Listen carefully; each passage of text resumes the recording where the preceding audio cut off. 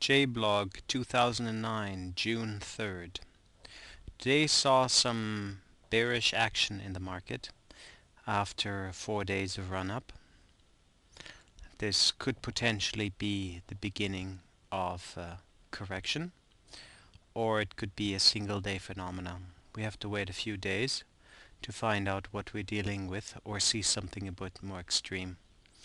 For the time being, we have seen the drop in the S&P 500 has been rather minor.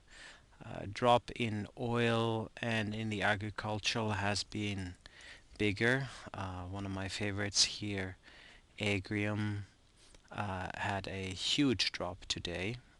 Undeserved, in my opinion. There is no real reason for it to drop quite that far.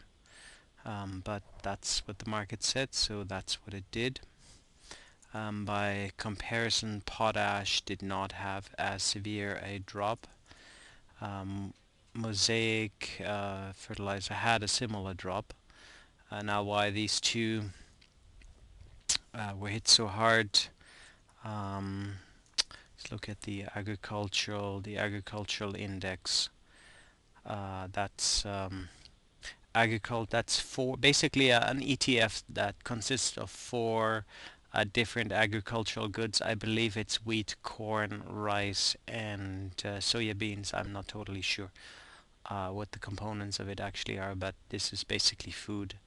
It had a drop today. It had this massive rise on Monday. This was Tuesday. This was Wednesday, and that's probably what affected Agrium so high.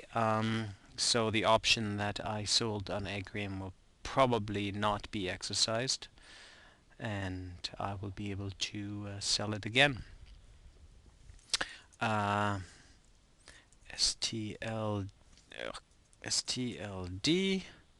STLD took a drop on some bad news.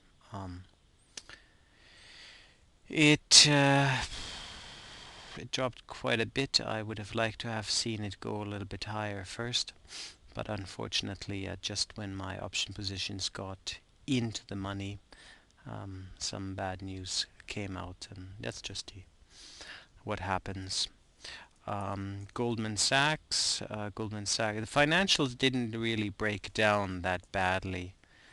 Here's XLF. XLF was down one and a bit percent today.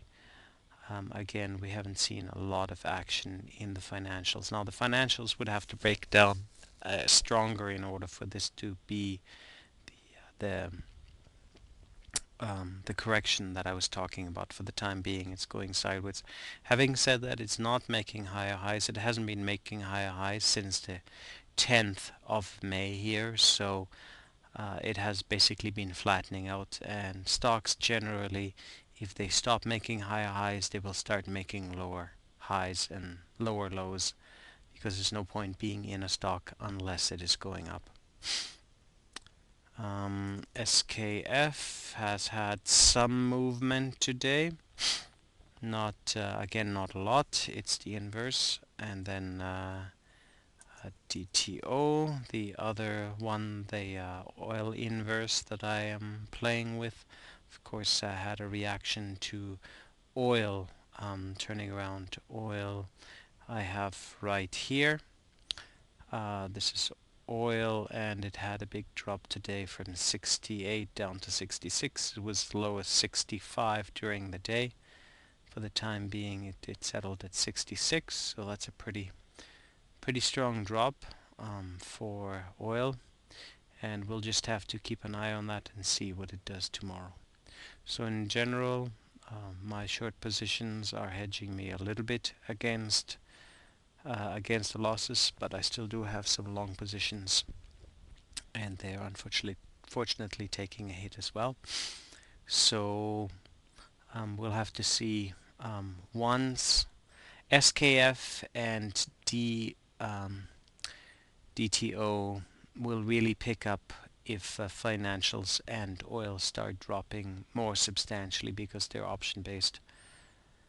for the time being, they didn't move a lot. So just have to play it by ear, keep an eye on it, and see what happens next. So I'll keep you updated on the next weekly J blog. Until then, have a good day and profitable trading.